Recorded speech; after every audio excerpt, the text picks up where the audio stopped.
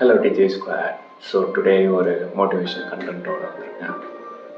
So உலகத்தில் ஏன் பீப்புளை நம்பக்கூடாது அப்படிங்கிறதுக்கு இந்த ஒரு ஸ்டோரி உங்களுக்கு உதவும். ஸோ ஸ்டோரிக்குள்ளே போகலாமா? ஸோ ஒரு ஊரில் ஒரு ஆட்டு மந்தையை மேய்க்கிறவனும் அவனுக்கு ஃப்ரீயாக இருக்கிற டைமில் வீடனாகவும் மாறும். ஸோ ஆட்டு மந்தையை மேய்ச்சிட்டு நிறைய விஷயம் புல் எல்லாமே ரெடி பண்ணி வச்சுட்டு ஸோ ஒரு மாம்சம் சாப்பிடணும் அப்படின்னு சொல்லி வேட்டைக்கு போகிறான். ஓகே, ஸோ அங்கே ஃபாரஸ்ட்டில் ஏதாவது இருக்குதா அப்படின்னு தேடிக்கிட்டே இருக்கிறான்.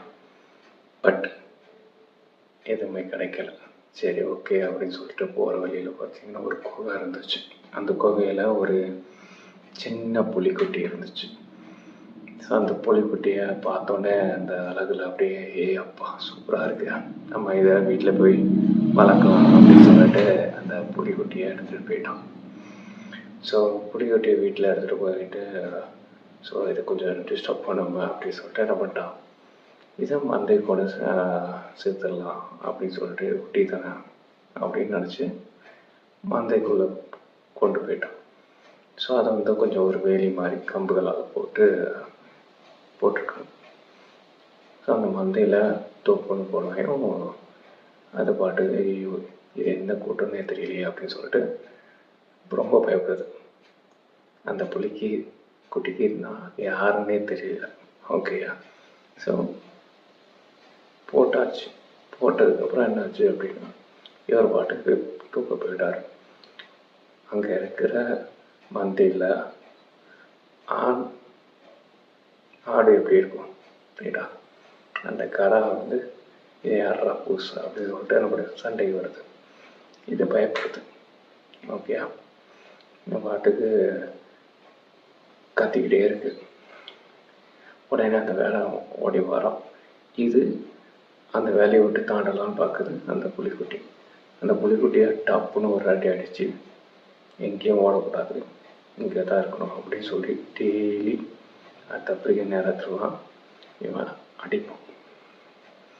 நாளடைவில் ஓகே இந்த வேலி தாண்டனா நம்ம கட்டி விடுது அப்படின்னு சொல்லிட்டு ஜஸ்ட் அப்படியே எந்த ஒரு விஷயம் பண்ணாமல் அதன் கூடயே வாழுது. போக போக நாட்கள் வருஷமாகுது. வருஷம் ஒரு 3 வருஷம் ஆகுது. அந்த ஆட்டு மந்தை கிட்ட நைட்டில் ஓநாய் வருது. அந்த ஓநாய் வந்து எந்த ஒரு ஆட்டை சாப்பிடலாம் அப்படின்னு சொல்லி பிளான் பண்ணிட்டு இது அந்த ஆட்டு மந்தைக்குள்ளே இருக்குது.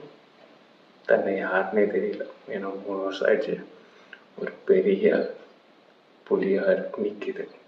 பட் இருந்தாலும் மைண்டில் ஒரு கான்ஃபிடென்ட்டும் இல்லை, ஃபுல் அண்ட் ஃபுல் பயம். ஐயோ ஓனாய் வருது, நம்மளையும் சாப்பிட்டோம் அப்படின்னு சொல்லிட்டு ரொம்ப பயப்பட்டுகிட்டே இருக்கு. ஸோ ஓனத்தையும் கடிச்சு சாப்பிட்டு போயிட்டே இருக்கு. ஸோ இதையும் பார்க்குது, இது நம்ம கடிச்சிருமா அப்படின்னு சொல்லிட்டு அந்த ஓனாய் பார்க்க. ஆனால் ஓனாய்க்கு தெரிஞ்சிருச்சு சரியான பயந்த ஒல்லியாக இருக்குது அப்படின்ட்டு. ஸோ அதை தவிர்த்துட்டு மற்ற ஆட்டுக்கள்லாம் சாப்பிட்டுட்டு இருக்கு. ஓகே, ஸோ இந்த கதையிலேருந்து நீங்கள் என்ன புரிஞ்சுக்கிறீங்க அப்படின்னா, ஒரு விஷயம் நமக்கு கிடைக்கணும் அப்படின்னா நம்ம தான் ஃபஸ்ட்டு நம்ம நம்பணும். ஓகே, அந்த புள்ளைய என்ன பண்ணியிருக்கணும், இல்லாத நேரத்தில் பார்த்து ஓடிருக்கணும். பட் அதை என்ன பண்ணிட்டு நீ இங்கே தான் இருக்கணும், நீ இப்படி தான் பண்ணணும் அப்படின்னு சொல்லி அந்த ஃப்ரீடம் சொன்னதுனால தன்னோட இயல்பை மாற்றி அது ஒரு ஆடாகவே மாறிடுச்சு. தோற்றத்தில் புள்ளியாக இருந்தாலும் அதோட மைண்ட் செட் எப்படி ஒரு ஆட்டு மைண்ட் செட்டாக மாறிட்டோம். ஸோ அதே மாதிரி தான் நம்ம லைஃப்லேயும் உனக்கு ஒரு பெரிய ட்ரீம் இருக்கும், நிறைய கனவுகள் வச்சுருப்ப. நீ வந்து மற்றவன்ட்ட இந்த மாதிரி இருக்குது, அப்படியே பிஸ்னஸ் பண்ணணும், இல்லை என்னோட ட்ரீம் ஜாப் அச்சீவ் பண்ணணும் அப்படின்னு நீ சொல்லுவாள். ஆனால் பீப்புள் என்ன நினைப்பாங்க, அதெல்லாம் முடியாதா, நம்ம தான் மிடில் கிளாஸு, நம்ம லோ கிளாஸு, இதெல்லாம் என்னவே கூடாது, நம்ம கிடைக்கிறத வாழ கற்றுக்கணும் இப்படின்னு சொல்லி என்ன பண்ணிட்டாங்க. ஏதாட்டும் ஒரு புதுசாக ஒரு முடிவு எடுத்தாலும் இப்படி சொல்கிறதுனால நீ என்ன பண்ணிடுவா, அந்த முடிவை விட்டுருவா. தயவு செஞ்சு அந்த மாதிரி இந்த ஒரு விஷயம் பண்ணாத. உனக்கு ஒரு பிடிக்குதா, அதை எப்படி அச்சீவ் பண்ணலாம், அதுக்கு என்ன மாதிரி பிளான்ஸ் போடலாம், அந்த பிளான்ஸ் எப்படி எக்ஸிக்யூட் பண்ணலாம், இதுதான் உன்னோட குறிக்கோளாக இருக்குமே தவிர மக்களோட பேச்சு எப்போவுமே நம்பக்கூடாது. ஏன் அப்படின்னா, இப்போ ஒரு விஷயத்தில் நீ ஜெயிக்கிற அப்படின்னா பத்தல, என் ஃப்ரெண்டு தான், என் அண்ணன் தான், இந்த ஃபேமிலி மெம்பரில் ஒருத்தவங்க தான், இல்லை என்னோட ரிலேட்டிவ் அப்படின்னு சொல்லி சொல்லுவாங்க. இது எதையும் தோத்தா என்ன சொல்லுவாங்க, சொன்னல அப்போவே கேட்டிருந்தாங்க இந்த மாதிரி பிரச்சனை வந்திருக்காது அப்படின்னு சொல்லி அட்வைஸ் பண்ணுவாங்க. ஸோ முடிஞ்ச அளவுக்கு ஜெயிக்கிறதும் தோக்குறதும் உன் கையில். இந்த வாழ்க்கை உன் கையில் தான் இருக்கு. இவன் அதை பண்ணிட்டான், அவன் அதை பண்ணிட்டான், இவன் சொன்னதுனால அது பண்ணலை அப்படின்னு நினைக்கிறதான். உன் லைஃப், உன் ரெஸ்பான்சிபிலிட்டி.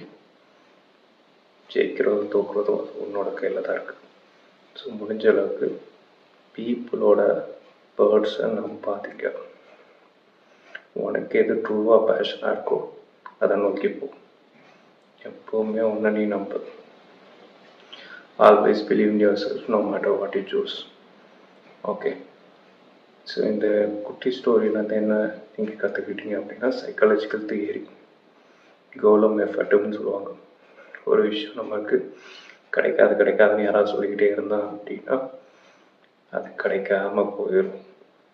ஏன்னா உன் மைண்ட் செட் அப்படி அடாப்ட் ஆகிடும். அந்த அடாப்ட் ஆகி கரப்ட் ஆகிட்டோன்னா அவ்வளோதான். உன்னோட ட்ரீம்ஸ், உன்னோட பேஷன்ஸ் எல்லாமே அவ்வளோ டிஸ்ட்ராய் ஆகிடும்.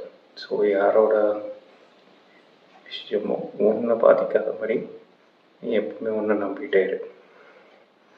அதுக்கான பிளான்ஸ், அதுக்கான எக்ஸிக்யூஷன் நீ கரெக்டாக பண்ண அப்படின்னா சக்ஸஸ்ஃபுல்லாக.